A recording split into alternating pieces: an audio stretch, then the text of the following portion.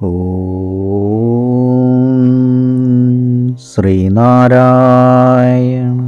പരമഗുരവേ നമഃ. സുപ്രഭാതം.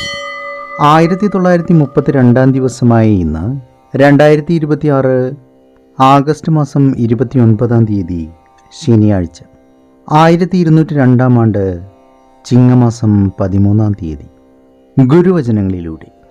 മനുഷ്യൻ്റെ സമ്പാദ്യത്തിൽ ഏറ്റവും ശ്രേഷ്ഠം പരിശുദ്ധയും ഗുണവതിയും പാതിവൃത്യമുള്ളവളുമായ ഒരു സ്ത്രീയെ ഭാര്യയായി ലഭിക്കുക എന്നുള്ളതാണ്. ശ്രീനാരായണ ഗുരുദേവൻ. ശ്രീ നടരാജ ഗുരു എഴുതിയ ഗുരുവരങ്ങൾ എന്ന പുസ്തകത്തിൽ മധുരസ്മരണകൾ എന്ന് വിവരിക്കുന്നതിൻ്റെ 6ാം ഭാഗമാണ് ഇന്ന് അവതരിപ്പിക്കുന്നത്.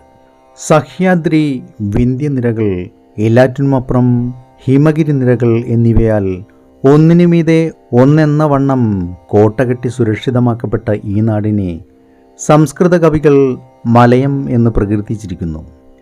ശങ്കരാചാര്യർ, ഗോവിന്ദപാദർ, നാരായണഗുരു തുടങ്ങിയ ദാർശനിക കവികൾക്ക് ഈ നാട് ജന്മമരുളി. ശിവപെരുമാനിൽ തുടങ്ങി ഗുരുവരളിൻ്റെ ഏറ്റവും അവസാനത്തെ വക്താവിൽ അവസാനിക്കുന്ന ഒരു ഗുരുപരമ്പരയിൽപ്പെട്ടവരാണ് ഇവരെല്ലാം. രേഖപ്പെടുത്തിയിട്ടുള്ള ചരിത്രങ്ങൾക്കെല്ലാം അപ്പുറത്തു നിന്നും വരുന്ന ചിരന്തരമായൊരു ജ്ഞാന സന്ദേശത്തെ വിളിച്ചറിയിച്ചുകൊണ്ട് ചെണ്ടമേളം ഇന്നും ഇവിടെ തുടരുന്നു.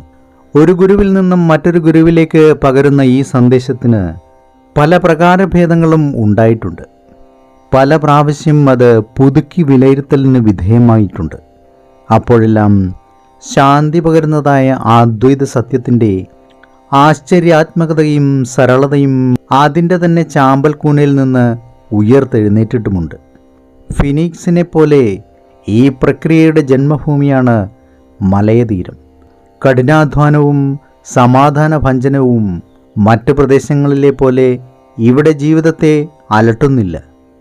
അന്തർമുഖമായ ആധ്യാത്മശാസ്ത്രം ഇവിടെ തഴച്ചു വളരാൻ ഒരു തടസ്സവുമില്ല. ഏവർക്കും നന്മ നിറഞ്ഞൊരു സുദിനമായിരിക്കട്ടെ എന്ന് ആശംസിച്ചുകൊണ്ട് നിർത്തുന്നു.